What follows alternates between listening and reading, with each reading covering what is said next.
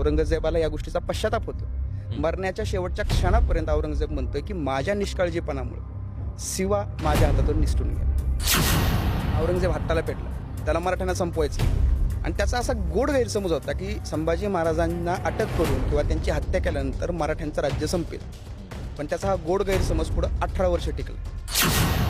आपली सत्ता अबाधित ठेवण्यासाठी हा धर्माचं पांघरून घ्यायचं. प्रचंड प्रमाणामध्ये औरंगजेबाने धर्माचा वापर राजकारणासाठी केला. बादशाहच्या विरोधामध्ये जाणाऱ्याचे डोळे आणि जीभ कापण्याचे हक्क केवळ आणि केवळ बादशाला आहे. अशा पद्धतीचा एक हक्क मुघलांच्या बादशाला मिळाला. त्यानं त्या हक्काचा वापर केला आणि त्यानं संभाजी महाराजांची हत्या त्या हक्काचा वापर करून आणि इस्लामच्या मुल्ला मौलवींच्या फतव्यानी मी ही हत्या केली अशा पद्धतीने जाहीर केलं. 350 वर्षांपूर्वीचा इतिहास पडद्यावर पाहताना आजही महाराष्ट्र सुन्न आहे. स्वराज्यासाठी छत्रपती संभाजी महाराजांनी दिलेलं बलिदान पाहताना आज अंगावर काटाही येतोय आणि त्यांनी जे हाल सोसले त्याच्यानंतर डोळ्यात पाणी सुद्धा आहे. पण महाराजांच्या या सगळ्या इतिहासावर प्रकाश टाकण्यासाठी आपल्या सोबत आज काही खास पाहुणे आहेत. आपण त्यांना याच्याबद्दल बोलतं करणार आहोत.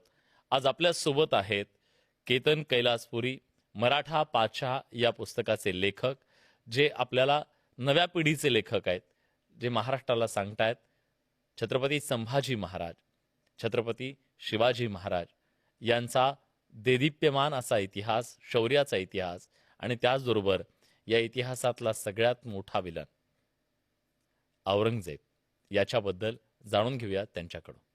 खूप खूप स्वागत आहे तुमचं. धन्यवाद सर. आर्किओलॉजिस्ट तुम्ही आहात जी. महाराजांच्या इतिहासाबद्दल आज आम्हाला तुमच्याकडून जाणून घ्यायचं आहे. मी ज्याचा उल्लेख केला आता की औरंगजेबानं ज्या प्रकारे संभाजी महाराजांना हाल हाल करून मारलं, सगळ्यांच्या मनात हाच प्रश्न आहे की तो औरंगजेब बादशाह एवढा क्रूर का वागला संभाजी महाराजांबद्दल. सर, पहिल्यांदा तर आपण या सगळ्या गोष्टींची पार्श्वभूमी समजून घेतली पाहिजे, जी आहे आग्रा भेटीमध्ये. छत्रपती शिवाजी महाराज आणि मिर्झाजी जयसिंग या दोघांमध्ये जो पुरंदरचा तह झाला, त्या तहानुसार छत्रपती शिवाजी महाराजांना बऱ्याचशा गोष्टी इथं मान्य करून घ्याव्या लागल्या. औरंगजेबाने ज्या काही अटी टाकल्या होत्या त्याच्यानंतर नेतोजी पालकर शिवाजी महाराजांना सोडून विजापूरच्या आदिलशहाला जाऊन मिळाले. शिवाजी महाराज सुद्धा विजापूरच्या आदिलशहाकडे जातील अशी भीती मिर्झाराजे आणि औरंगजेबाला वाटली आणि त्याच्यामधून आग्र्याला भेटीला जाण्याचं खूळ निघालं. कुठंतरी विजापूरच्या आदिलशहापासून लांब नेण्याचं ते खूळ निघालं. शिवाजी महाराजांना आग्र्याला जावं लागलं आणि त्या आग्र्याच्या भेटीमधून शिवाजी महाराज सुखरूपपणे महाराष्ट्रात परत आले. संभाजी महाराज परत आले. औरंगजेबाचं जे मृत्यूपत्र आहे 1707 सालचं, त्या मृत्यूपत्रातलं शेवटचं कलम 12वं कलम औरंगजेबाला या गोष्टीचा पश्चाताप होतोय. मरण्याच्या शेवटच्या क्षणापर्यंत औरंगजेब म्हणतोय की माझ्या निष्काळजीपणामुळे शिवा माझ्या हातातून निसटून गेला. आग्र्याहून ही गोष्ट करतोय तो 1707 मध्ये. आणि शिवाजी महाराजांची आग्र्यावरून जी गरुड झेप झाली ती 1666ची. त्याला हा पश्चाताप मरण्याच्या क्षणापर्यंत आहे. आणि हीच गोष्ट जर छत्रपती संभाजी महाराजांना पकडल्याच्या नंतर त्याच्याकडून घडली असती तर ते त्याला जमलं नसतं. त्याला परत एकदा ती रिस्क घ्यायची नव्हती. त्याला काहीही करून मराठ्यांना संपवायचं होतं. कारण 1682ला तो दख्खनेत उतरलाय. 1689 पर्यंत 7 वर्ष तो दख्खनेत आहे. त्याच्यामध्ये त्याचा लाडका वकील जो आहे जाफर खान, तो त्याला म्हणतो, असद खान, तो औरंगजेबाला म्हणतोय की बादशाह आपण आपल्या नंदनवनात परत जाऊ, म्हणजे उत्तरेत परत जाऊ. आता आपण विजापूरची आदिलशाही आणि गोळकोंड्याची कुतुबशाही जिंकली, मराठ्यांना आपण उत्तरेत जाऊन बघू. पण औरंगजेब हट्टाला पेटलाय, त्याला मराठ्यांना संपवायचंय. आणि त्याचा असा गोड गैरसमज होता की संभाजी महाराजांना अटक करून किंवा त्यांची हत्या केल्यानंतर मराठ्यांचं राज्य संपेल. पण त्याचा हा गोड गैरसमज पुढे 18 वर्ष टिकलाय. त्या गोष्टीचा बदला छत्रपती शिवाजी महाराज आग्र्यावर निसटून गेले या गोष्टीचा पश्चाताप त्याला हे करण्यासाठी कारणीभूत ठरलाय. त्याने आयुष्यामध्ये त्याचे नातेवाईक सुद्धा सोडलेले नाहीत हे आपण इतिहासामध्ये वाचलं. तो कसा होता, व्यक्ती म्हणून कसा होता तो? सर, मुळात आहे ना, औरंगजेब हा मराठ्यांचा सर्वात मोठा शत्रू आहे. शिवाजी महाराजांच्या आयुष्यातल्या सुरुवातीच्या कारकिर्दीमध्ये जर बघितलं तर आदिलशाह आपला सर्वात मोठा शत्रू म्हणून आपल्या समोर आहे. पण जसं शिवाजी महाराजांनी पन्हाळगड आणि ते सिद्धेश्वरच्या वेढ्यातून निसटतात, ते 1660 ते 1707 हा जवळजवळ 47 वर्ष औरंगजेबाच्या विरोधातला लढा आहे. हा औरंगजेब एक व्यक्ती म्हणून प्रचंड उपदेश देणारा माणूस होता. हम्म. तो त्याने एवढे उपदेश दिलेत हम्म. की ते वाचून मोटिवेशनल स्पीकर होता. मोटिवेशनल स्पीकर सारखा होता तो. हा. पण तो स्वतःच्या स्टेटमेंटला कॉन्ट्राडिक्ट करायचा. हम्म. औरंगजेबाचा इतिहासकार, आता माझ्या नजरेमध्ये औरंगजेब कसा आहे, पुंगी होता म्हणायला हरकत नाही. ढोंगी होता, हा. पण माझ्या नजरेतला औरंगजेब कसा आहे हे जाणून घेण्याची लोकांना गरज नाहीये. हम्म. औरंगजेबाच्या दरबारातले लोक औरंगजेबाविषयी काय लिहून ठेवत आहेत? खूप इंटरेस्टिंग आहे ते.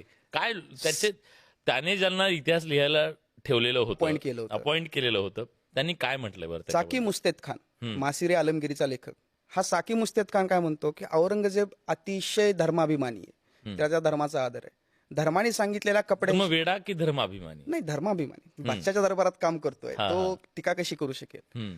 तर तो म्हणतोय की औरंगजेब धर्माने सांगून दिलेल्या सगळ्या बंधनांमध्ये राहतो. त्यानं लग्नही 4च केली आहेत.